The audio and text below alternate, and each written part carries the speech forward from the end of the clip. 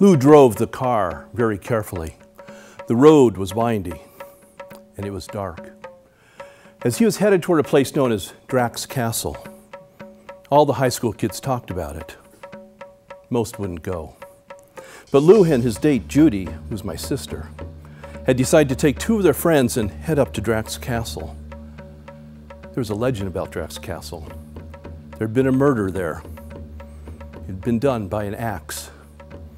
And ever since the axe murder had happened, the castle, which was really just a mansion, had been deserted.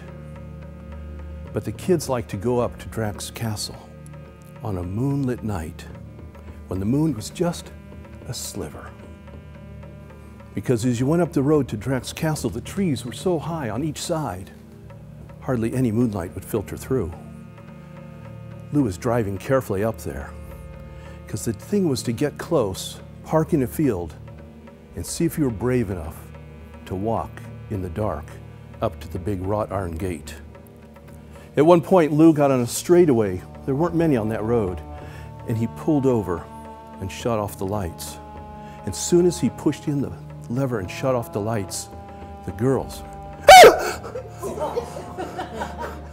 he said, "Close your eyes. Get them used to the light." They did. But when they opened their eyes, they said, I know my hand's in front of my face, but I still can't see it. It was that dark. Lou got up to where the field was, and he pulled the car off the road into the field, parked, and they got out. They had one flashlight with them, and they agreed they would use it to find the road, to make sure they're on the pavement heading up to the castle. The flashlight didn't seem to work, though. They shook it, and it came on with a feeble kind of light, and they looked, and it's this way. So their feet making that sound that does going through the dried grass at the end of the year. They got up to the road, and they said, "Let's leave the light off, save the batteries in case we need it, and we'll hold hands. We'll walk on the road in the pitch black." And that's what they did. They couldn't see anything. They just carefully walked. If one went off the road a little bit, one of the ones on the side, they'd just say, "Go left a little bit, go left," or "Go right, get back on the road." There was never any traffic up by Drax Castle. They walked up. And they said, "Let's use the light," and they shook it, and there was the wrought iron gate. They said, "Let's see if we can see the mansion." And they held the light up, and they looked. They couldn't see it. As Lou started to lower the light, there were two yellow eyes looking at them. They were about this far off the ground, and they knew they were in cougar territory. Lou carefully turned the light off. He said, "Back up." Slowly back away. He's on the other side of the gate. I don't know if he can jump it or get through it, but back away. Lou was a big guy, close to 250 pounds. My sister felt very safe with him. He was wearing a big burly coat, and she had a good hold on it. Lou turned, made his way through them, turned on the light so he could see the road, and he started to run. And he was running, and he said, "Run!" And they started running away from that gate as fast as they could. And first thing my sister saw was, I can keep up with him, I'm holding on. And the other two were holding on to her. And they were running, and all of a sudden his coat went limp. She said, "Oh my God." She thought something had happened to him, and then she realized, no, he had just run out of his coat.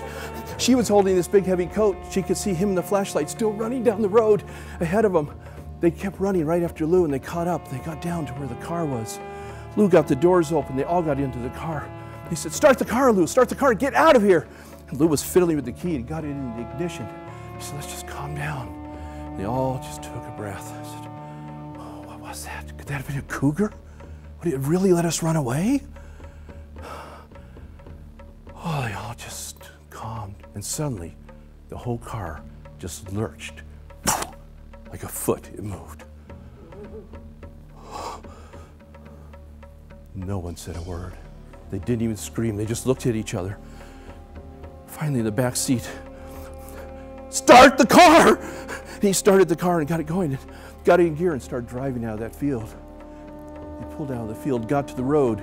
Lou turned down the road and started going. As soon as he did, he said, "What was that?" What moved a car? And as they started driving, they heard something they'd never heard before. And Lou slowed way down. He said, I think the car broke. I said, no, keep going, try it again. He said, listen, the sound had stopped. Go, go! He stepped on the gas, and he stepped on the gas. They started hearing, it was a howling, weird, piercing sound. And Lou said, there's a gas station a mile down the road. I know there is. And he drove as fast as he could, and he drove straight there. And everything in the car was just shaking, and they were afraid because they didn't know what this was. What had pushed the car? What was on or under the car making this noise? They got to that gas station, they pulled in, the 4 doors opened, and 4 kids came running out and away from that car. And then the station attendant came out, and he said, what are you doing? Because all 4 doors were open, all 4 people were far away from the car. And they said, we were up at Drax Castle. Ever since we pulled out of the field, there's been a howling noise coming from the car, and we don't know what it is. He said, let me get my flashlight. He went in and came out with his flashlight. He said, you kids just stay back, let me check. He got down underneath the car and looked, shined his light. He said, I can't see anything from here, let me get under the car. He slid under a little bit more. I've never seen anything like that. Let me just go a little farther, see if I can reach it. They could see his body stretching, and all of a sudden, they saw his whole body lurch under the car. And then they heard, snap! And his hand just fell to the pavement. And the flashlight rolled, its light shining, until it hit the island. The gas pump was on, and the arm lay there. Oh, God! What could it be? What's happened to him? They didn't know what to do. They couldn't go near the car. And then they heard, gotcha, kids, didn't I? The mechanic came out from under the car. He brought with him some weird thing. He said, this kid's bow and arrow, like bow from a bow and arrow set, must have gotten hooked on your axle when you pulled into the field. They said, couldn't you have just told us that? He said, no, it's near Halloween. I thought I'd have more fun with you. He got all the stuff off their axle. They got some gas. They got back in the car. They started driving away, and they said, well, at least we weren't really scared.